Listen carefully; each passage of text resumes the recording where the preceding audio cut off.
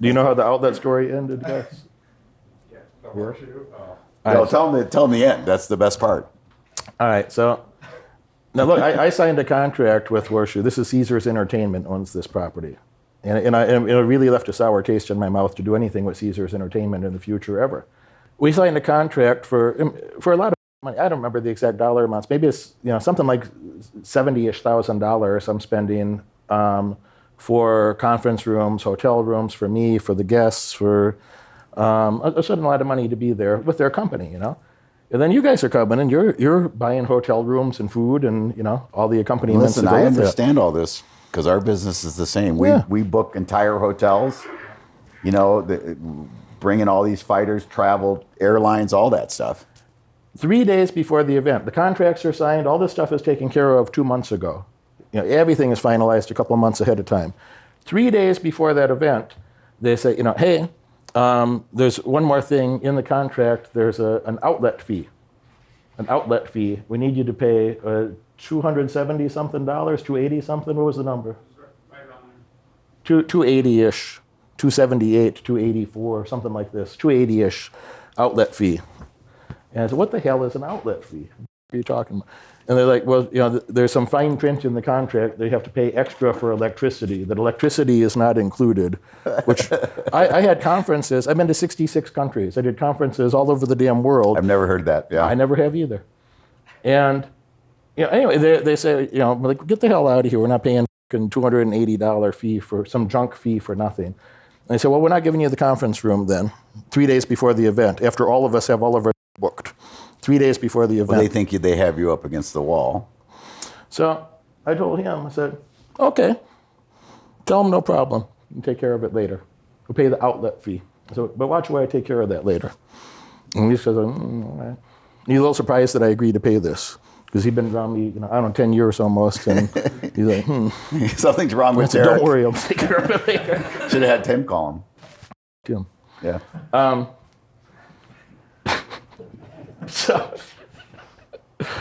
I don't remember how long after the event, there's whatever, all the incidental bills, and it was something like, I don't remember the exact number, but maybe it's something like $12,000 they're asking for. And I go through the invoices with him, we talked about it, and I'm like, well, this is the rest of this seems fine. And so, explain to them why these things are like honestly they're not legitimate charges. And, the final bill should be $9,800 or something like that, minus the outlet fee. So they removed so stage one, get all the things that are not disputed removed. All right? So now it's about $9,800 instead of $12,000. So a couple things taken care of. Stage two, say, now, as soon as you remove that outlet fee, I'll be happy to pay the rest of the bill. And they say, no, blah, blah, blah, it was agreed to, it's in the contract. So, okay. No problem. And sometime later, they say, hey, you still have this outstanding bill. Oh yeah, as soon as you remove the outlet fee, as soon as that outlet fee is removed, I'll pay the remaining bill. I'll pay it the same day. I'll pay it immediately, no problem. Just let me know when you want to remove that, and I'll pay the rest of the bill in full, right away.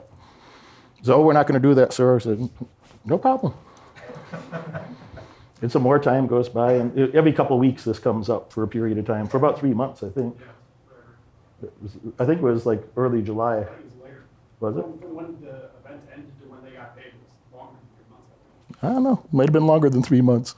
But every time they would ask to get paid, I said, as if we never had the conversation before, I would just reiterate, as soon as that's removed, happy to pay the rest of the bill in full. No problem. And eventually they're like, all right, if we remove the thing, will you pay the bill? I say, yeah, I've been telling you that for months. I'll pay it today. I'll pay it in the next couple hours. Remove the thing and we'll pay you in full, no problem. So, all right, we'll remove the outlet fees. We paid the bill maybe 2 hours later, hour later. I've been telling them that for months. I'll pay the bill. Just remove this. I had in New York, one of our doctors showed up late, so they gave his room away. And so the next morning, I got to get that straightened out. But they tell me, well, we're charging you for the room. And I said, wait a minute. Someone else rented the room. And she said, yeah, but our policy is we still charge you. And I said, you know what? We got a problem. She goes, why? I said, because my policy is I don't pay it. And she looked at me like she had never heard that. Mm-hmm. And I said, we have a company policy. We never pay this. So now what do we do? Mm-hmm. And she goes, okay, we'll refund it. And I said, good. I can let my boss know, you know. But things like that drive me nuts. And the reason they drive me nuts is that you'll never go back there again. I won't. And whoever worked there and did that should be fired.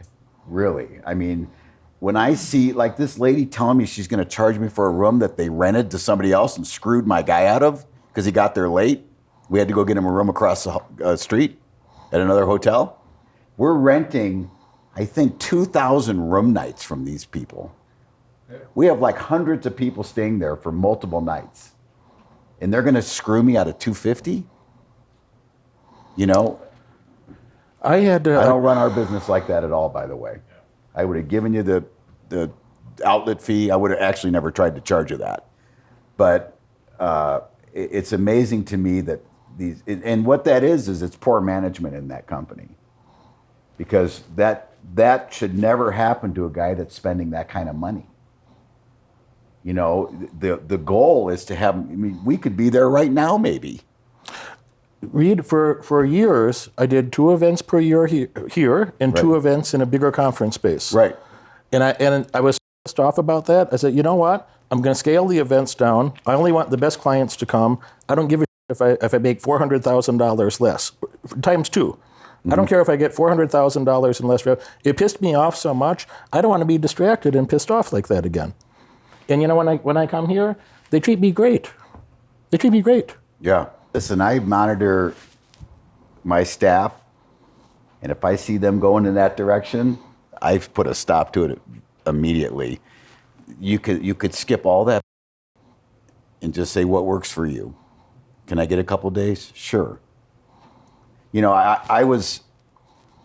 told this to one of my friends. I was in a store last week before Christmas, and it was a grocery store. It was like 3 times as expensive as Whole Foods.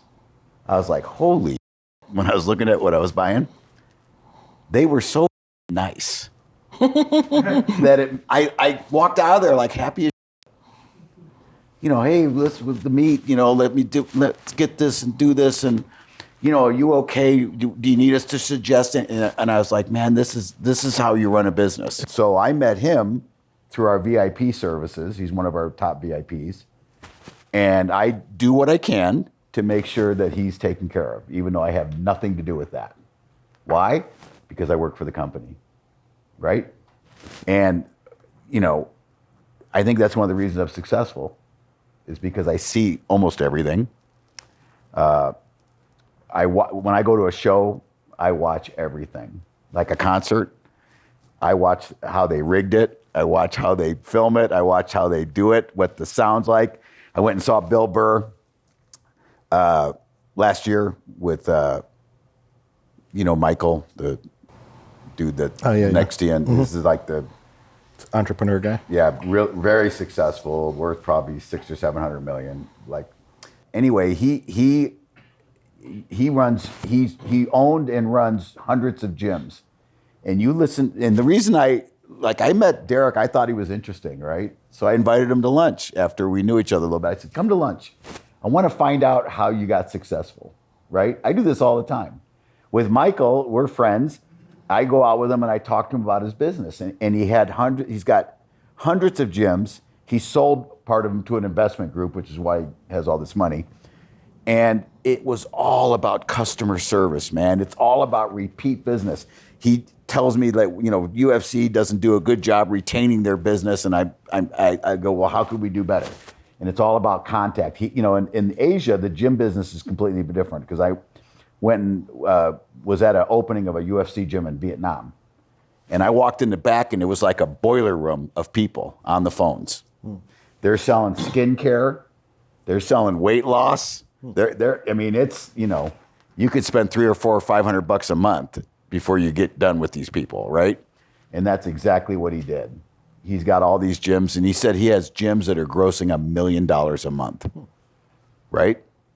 and it's all about customer service. So when I don't call them fans, by the way, I call them customers.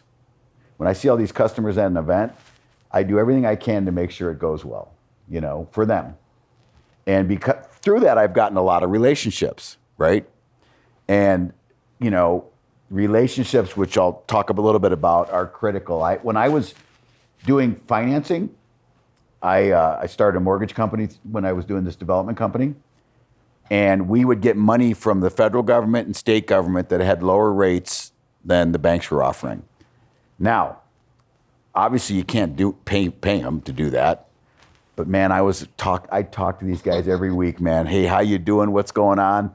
Why don't you come down and see our projects? I want to show you the affordable housing we're building.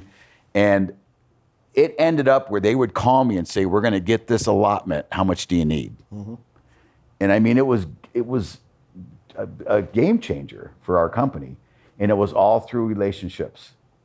I flew a couple years ago in an F-16, all relationships, man, with the military. And I had a general sitting there and he goes, what can I do for you? And I said, how about a flight in an F-16? He goes, done. It took him 2 years to do it because 55 is the age limit. And I was about 60, I think 65 or 66 when I did it. And so I had to show him that I was physically capable, which I am. But it was a once in a lifetime experience. And it all happened because of relationships. Obviously, we deal with the military different than we deal with Budweiser, right? The military guys have different goals. They have different things that they worry about. Where Budweiser, it's all about money. With the military, it's about money and how they look to their commander, And so we've done so much. I've personally done a lot of stuff for the military because I enjoy it. And I've done a lot of stuff for the police department. I've done a lot of stuff for FBI. I got today in the mail a Secret Service hoodie that I'll wear proudly. They sent me one today, so that was nice. But relationships make the world go round. They're so valuable, and they're only valuable if they're real. If you're just hanging out with that dude because you think you can do a deal with him, I know, I'll sense that in you, right? And believe me, when you work for the UFC, you get all kinds of people coming at you. And the thing I don't do anymore is I used to go with Chuck to these bars, to like Hakkasan. And he would get paid to go and make an appearance. And I used to go with him, and I had people tell me, how we should do our business in Mexico, how we should run our championships, how we should run our shows. And it was painful. It sounds like social media. Yeah, and it's like I could give a shit about social media, by the way. And other than we use it a lot for promoting our, brands. But personally, I have like 20,000 followers on Twitter, and I think I tweeted maybe once last year, something like that. And it was to congratulate somebody about something they'd done. But for me, I don't have any relationships on Twitter, by the way, that are real. And I'm very particular about my real relationships, by the way, as well. I don't have hundreds of friends. I just have a few. But the ones I have are real friends and loyal. So, and I'm loyal back too, by the way. So you watch this video all the way through, and that tells me you're dedicated to learning more and earning far above average outcomes in your life. Congratulations for that. But now it's time to take action. If you could have earned those results by yourself, you would have done it already. My head coach has opened up a few spots on his high-demand calendar for an in-person, one-on-one strategy session to help you. On this call, we'll give you the pragmatic advice that you can implement tonight to get laser-focused on the right metrics and leave mediocrity far behind in your past. Click that link right now in the description below and apply for your call immediately. Do it now.